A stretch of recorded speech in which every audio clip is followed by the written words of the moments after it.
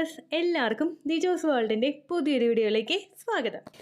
Period ഡേറ്റിന് ഒരു ദിവസം മുൻപ് മുതലെങ്കിലും ഈ ഒരു ലക്ഷണം നിങ്ങൾക്ക് കണ്ടു തുടങ്ങുന്നുണ്ടെങ്കിൽ നിങ്ങൾക്ക് പ്രഗ്നൻസി ഒരു പരിധി വരെ ഉറപ്പിക്കാനായിട്ട് സാധിക്കും. ആ ലക്ഷണം എന്താണെന്ന് നമുക്ക് നോക്കാം. വീഡിയോ നമുക്ക് സ്റ്റാർട്ട് ചെയ്യാം. എനിക്ക് കുറച്ച് ആരോഗ്യ പ്രശ്നങ്ങളുണ്ട്, അതുകൊണ്ട് സൗണ്ടിന് ചിലപ്പോൾ ഒരു ബുദ്ധിമുട്ടുണ്ടാകും. കുറച്ച് ദിവസമായിട്ട് കമൻസിന് റിപ്ലൈ തരാനായിട്ട് എനിക്ക് പറ്റിയില്ല. വീട്ടിൽ ആർക്കും വയ്യാത്തൊരു സിറ്റുവേഷൻ ആണ്. അപ്പോൾ വീഡിയോസ് ഓൾറെഡി ക്രിയേറ്റ് ചെയ്ത് വെച്ചിട്ടുള്ളതാണ് അപ്ലോഡായി പോയിക്കൊണ്ടിരിക്കുന്നത്. എന്തായാലും കമൻസിനൊക്കെ ക്ലിയർ ചെയ്ത് റിപ്ലൈ തരാനായിട്ട് പ്രത്യേകം ശ്രദ്ധിക്കുക കേട്ടോ. ഓക്കെ, അപ്പോൾ നമുക്ക് വീഡിയോ സ്റ്റാർട്ട് ചെയ്യാം. ഇവിടെ ഉണ്ടാകുന്ന ലക്ഷണം എന്ന് പറയുന്നത് നമ്മുടെ സ്കിന്നിൽ ഉണ്ടാകുന്ന ഡ്രൈനെസ് ആണ്. ഇത് ഒരു ശരീരഭാഗത്തല്ല നിങ്ങൾക്ക് ഉണ്ടാകുന്നത്, പല പല ശരീരഭാഗങ്ങളിലായിരിക്കും നിങ്ങൾക്ക് ഈ ഒരു വ്യത്യാസം കാണുന്നത്. ഇപ്പോൾ ഫേസിൽ എന്തെങ്കിലും ഡ്രൈനെസ് നിങ്ങൾക്ക് ഫീൽ ചെയ്യുന്നുണ്ടെങ്കിൽ അത് ചിലപ്പോൾ നിങ്ങളുടെ സ്കിൻ മഞ്ഞാകുന്ന സമയം കൊണ്ടോ അല്ലെങ്കിൽ ഇലാസ്റ്റിസിറ്റി ഒക്കെ നഷ്ടമാകുന്നത് കൊണ്ടോ ആയിരിക്കും. പക്ഷേ കണ്ടിന്യൂസ് ആയിട്ട് ഞാൻ ഈ പറയുന്ന ഭാഗങ്ങളിലൊക്കെ നിങ്ങൾക്ക് വ്യത്യാസം വരുന്നുണ്ടെങ്കിൽ അത് പ്രഗ്നൻസിയുടേതായിരിക്കും കേട്ടോ. അപ്പോൾ നമുക്കിത് എവിടേക്കാണ് ഈ വ്യത്യാസം വരുന്നതെന്ന് നോക്കാം. വീഡിയോ നമുക്ക് സ്റ്റാർട്ട് ചെയ്യാം. ഏറ്റവും ആദ്യം നമുക്ക് മുഖത്തിന്റെ ഭാഗങ്ങളിൽ നിന്ന് തന്നെ തുടങ്ങാം. മുഖത്ത് നമുക്ക് ഏറ്റവും കൂടുതൽ ഡ്രൈനെസ് ഉണ്ടാവുന്ന 3 ശരീരഭാഗങ്ങളുണ്ട്. അതിൽ ഏറ്റവും ആദ്യത്തേതാണ് നമ്മുടെ സ്കിൻ. നമ്മുടെ സ്കിന്നിലെ മുഖത്ത് ഓരോ ഭാഗത്തേക്കും ഒരു ഡ്രൈനെസ്, ഒരു വരൾച്ച നമുക്ക് ഫീൽ ചെയ്ത് തുടങ്ങുന്നു. ഇത് നിങ്ങൾക്ക് മുഖത്തിന്റെ ചീക്സിന്റെ ഭാഗത്തായിട്ട് ഫീൽ ചെയ്യാനായിട്ട് ചാൻസസ് കൂടുതലാണ് കേട്ടോ. അടുത്തതായിട്ട് കാണുന്നത് നിങ്ങളുടെ ലിപ്സിലായിരിക്കും. ലിപ്സ് നല്ലതുപോലെ വിണ്ട് വരുന്നതായിട്ട് നിങ്ങൾക്ക് ഫീൽ ചെയ്യുക. ധാരാളം വെള്ളം കുടിക്കുന്നുണ്ടെങ്കിലും ഈ ലക്ഷണം റെക്കറന്റ് ആയിട്ട് വന്നുകൊണ്ടിരിക്കുക.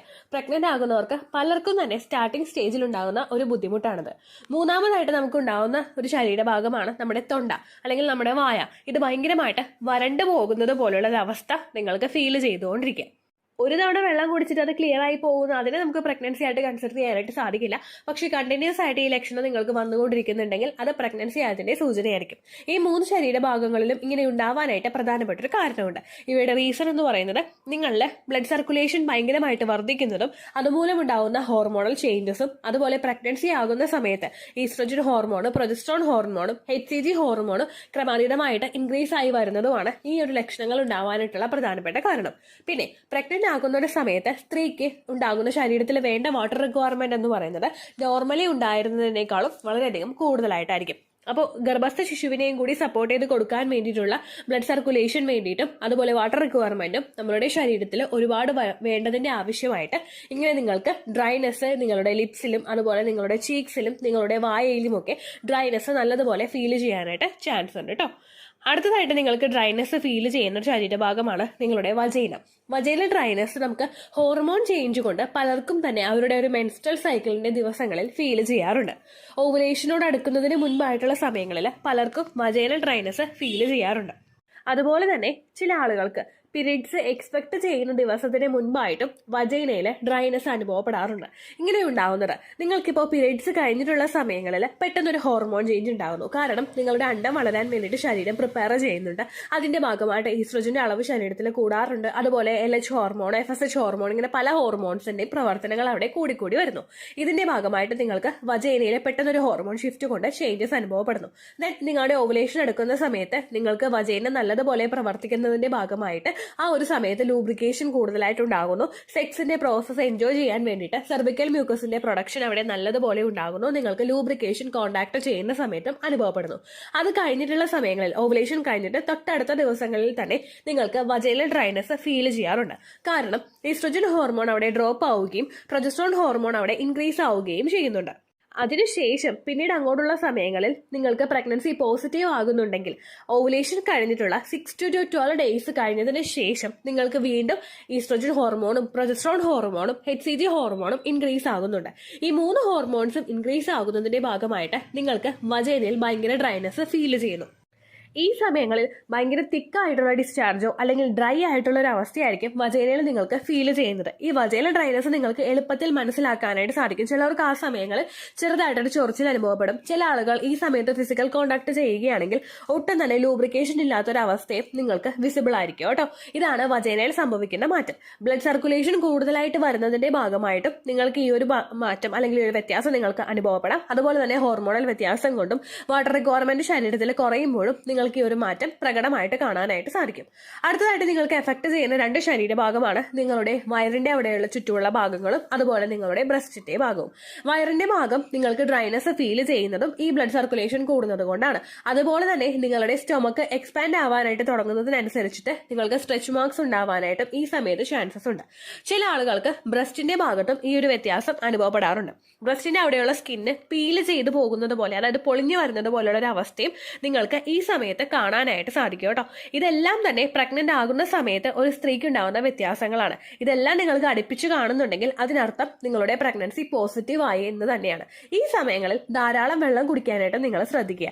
എത്രത്തോളം വെള്ളം കുടിക്കുന്നുവോ അത്രത്തോളം ഗർഭസ്ഥ ശിശുവിന്റെ ഗ്രോത്തും ഡെവലപ്മെന്റും അവിടെ നടന്നുകൊണ്ടിരിക്കും. നമ്മൾ വെള്ളം കുടിക്കുമ്പോഴും അതുപോലെ നല്ല രീതിയിൽ നമ്മൾ ആക്റ്റീവ് ആയിട്ടിരിക്കുന്ന സമയത്തും ഓക്സിജൻ റിച്ച് ആയിട്ടുള്ള ബ്ലഡ് സർക്കുലേഷൻ ശരീരത്തിലോട്ട് വർദ്ധിക്കുകയും ഇങ്ങനെ വന്നു കഴിഞ്ഞാൽ എംബ്രിയോ ഡെവലപ്മെന്റിനും അതിന്റെ ട്യൂബ് ഡെവലപ്മെന്റിനും ശരീരത്തിലെ ഓരോ അവയവങ്ങളുടെ ഡെവലപ്മെന്റും കൃത്യമായിട്ട് നടക്കുന്നതിന് വേണ്ടിയിട്ട് അത് സഹായിക്കും കേട്ടോ. അത്തരം കാര്യങ്ങൾ നിങ്ങൾ ശ്രദ്ധിക്കുക. പിന്നെ ഇങ്ങനെയുള്ള ഭാഗത്ത് കൂടുതൽ ഡ്രൈനെസ് ഫീൽ ചെയ്യുകയാണെങ്കിൽ കോക്കനട്ട് ഓയിലോ അല്ലെങ്കിൽ നല്ല മോയിസ്ചറൈസറോ നിങ്ങൾ അപ്ലൈ ചെയ്യാനായിട്ട് ശ്രദ്ധിക്കുക കേട്ടോ.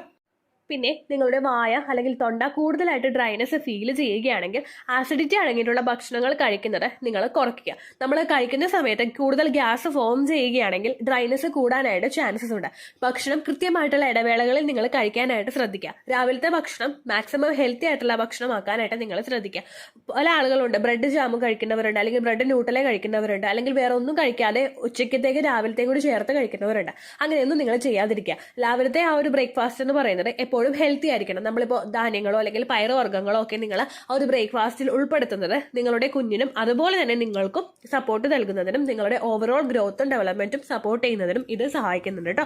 അങ്ങനെയുള്ള ഭക്ഷണങ്ങൾ കഴിക്കുന്നതും അതുപോലെ തന്നെ പയറുവർഗ്ഗങ്ങൾ കൂടുതലായിട്ട് കഴിക്കുമ്പോഴേക്കും ചില ആളുകൾക്ക് ഗ്യാസ് ഫോം ചെയ്യാറുണ്ട്. അപ്പോൾ കുറച്ചുകൂടി വെളുത്തുള്ളി ആഡ് ചെയ്തിട്ട് നിങ്ങൾ കഴിക്കുന്നത് ആ ഒരു ഗ്യാസ് ഫോം ചെയ്യുന്നതിനെ കുറയ്ക്കാൻ വേണ്ടിയിട്ട് സഹായിക്കും.